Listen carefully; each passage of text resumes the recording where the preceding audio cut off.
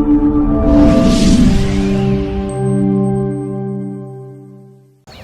have had a meeting with the Prime Cabinet Secretary and Cabinet Secretary for Foreign and Diaspora Affairs, my brother, Honorable Wycliffe Musalia Mudavadi, who led a team of government officials. This was in regard to my candidacy for the African Union Commission chairmanship. I wish to reiterate the obvious, that I am vying for a position in Africa, not in the government of the Republic of Kenya. But I need the endorsement of the government of Kenya for that African position. At this meeting, we exchanged notes on the state of the quest so far, the preparations from my side and the government side, and the next steps that require to be taken. The Honorable Prime Cabinet Secretary shared with me the situation and levels of preparation and commitment in the government. I have been very encouraged by the number of senior government officials offering to be part of this journey out of an understanding that we are in this as Kenya and not as partisan political parties. I appreciate the offer of support. I shared with the government team the situation and my levels of preparation from outside the government. I assured the team that on my own, I'm making every effort, tapping into my experience, relationships, and understanding of the continent to win the support of as many nations as I can. We agreed that coordination and synergy are going to be critical as we embark on the next critical steps that include the submission of my application. We therefore agreed on the need for efficiency, the need to cut bureaucracy, and unveil a well-oiled and flexible joint effort going forward. Like all campaigns, plans emerge and change suddenly.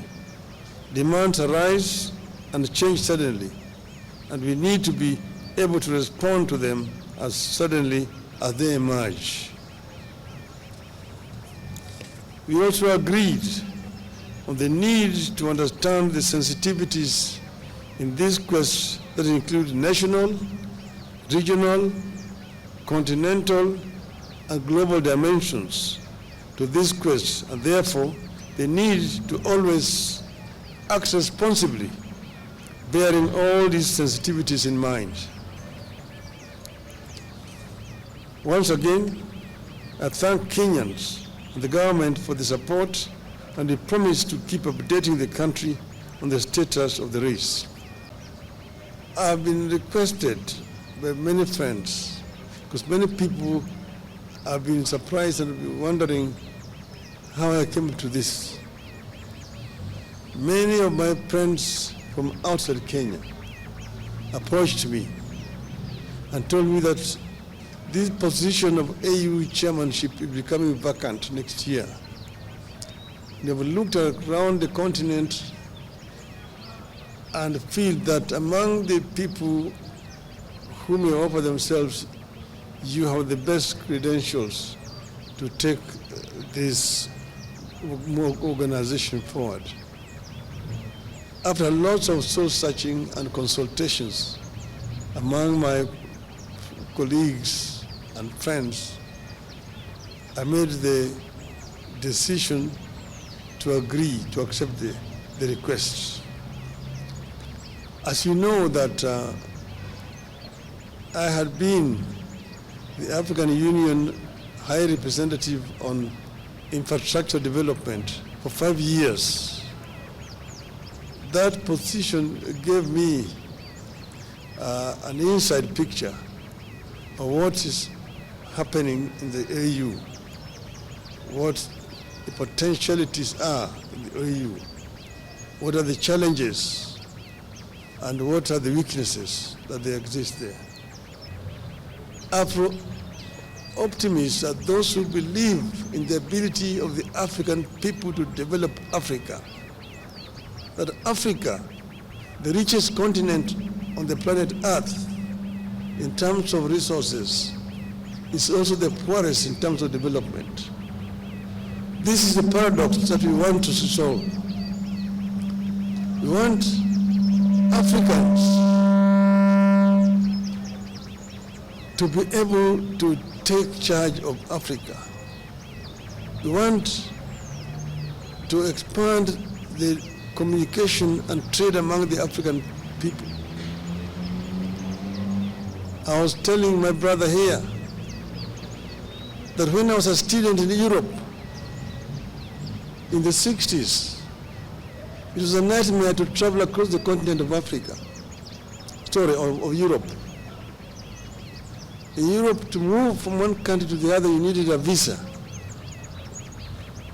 And if you did not have a visa to transit in one country, they arrested you at the border and returned you where you come from. Today, you can travel across the whole of Europe, the Schengen visa. You want to enter somewhere and you can go to all parts of Europe. Yet in Africa, you still have a problem.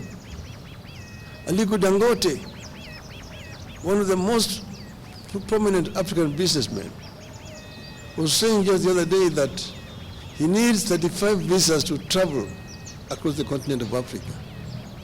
His French counterpart, who is his competitor, does not need, using a French passport.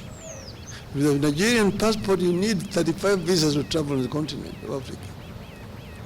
You ask yourself, why? Why can you not have one African visa? It can be done. If you improve matters in Africa, Kenya becomes a beneficiary. One example I want to give is intra-African trade. Inter-African trade currently stands at only 15%. Africa trades very little with itself. Inter-European trade stands at 70%. Inter-Asian trade is now getting towards 60%. Even South America stands at about 30%.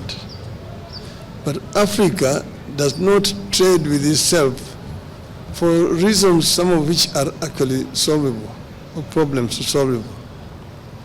You see, there are non-tariff barriers which have been introduced by some African countries, which makes it very difficult for goods to move from one African country to another African country. Secondly, there is infrastructure challenges that makes it very difficult for Africa to trade with itself. You know, Africa Continental Free Trade Area Agreement is now 2 years old, but still very little progress has been made, mainly because of these two major barriers.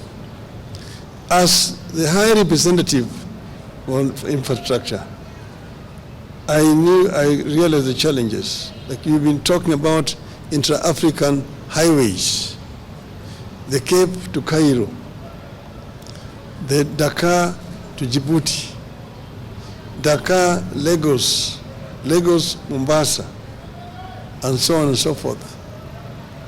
We've been talking about the continental high-speed railway network,